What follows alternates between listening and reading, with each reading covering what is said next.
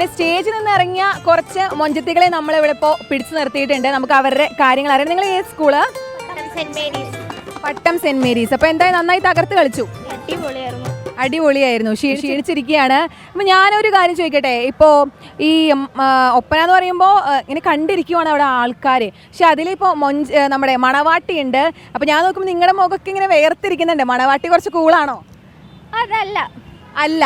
ഞാൻ ചോദിച്ചു, ഈ മണവാട്ടിക്ക് അങ്ങനെ ഒപ്പനയിൽ ഇങ്ങനെ വെറുതെ ഇരുന്നാൽ മതിയല്ലോ, പണി അങ്ങനെ കാര്യമായിട്ടില്ലെങ്കിൽ എക്സ്പ്രഷൻ ഡാൻസ് കളിക്കൊന്നും വേണ്ടല്ലോ? ഡാൻസ് കളിക്കില്ല, വലിയ പണിയൊന്നുമില്ല. പക്ഷെ നന്നായിട്ട് ചിരിക്കണം എന്നാണ് കാണിക്കണം. അത് വലിയൊരു പണിയാണ്. ഓക്കെ, എന്നാലും അത്ര ഇല്ല. എന്നാലും അത്രയുണ്ട്. ചെയ്ത് നോക്കണോ? ട്രൈ നോക്ക്. ഓക്കെ, അപ്പോൾ ചെയ്ത് നോക്കാം.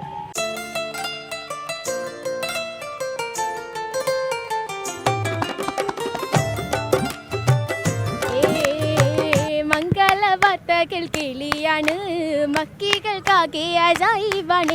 ആ മംഗള വാർത്തകൾ കിളിയാണ് മക്കികൾക്കാകെ അജൈവാണ്. അതിശമത്വാഹ ആലമിലാകയാൽ ചീലത്തിനാരി ഘോരം. അതിശമത്വാഹ ആലമിലാകയാൽ ചീലത്തിനാരി. താജത്തിലായി റോജയിലായി തളിരിതമാകെ യുതിമതിയായി.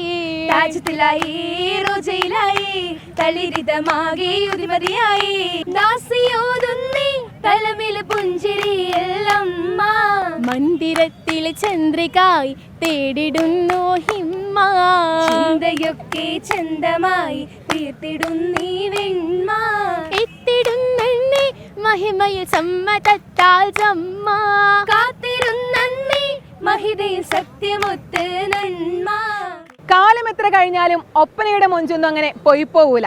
ക്യാമറമാൻ രാജീവ് സുദേവനൊപ്പം കീർത്തന കേശവൻ, 24.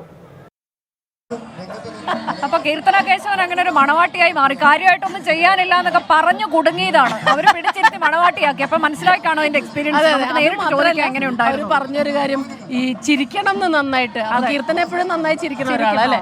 അപ്പൊ ആ ഒരു ക്വാളിറ്റി ഉണ്ടായിരുന്നു. 24 അഞ്ചിന്റെ വജ്രത്തിളക്കം.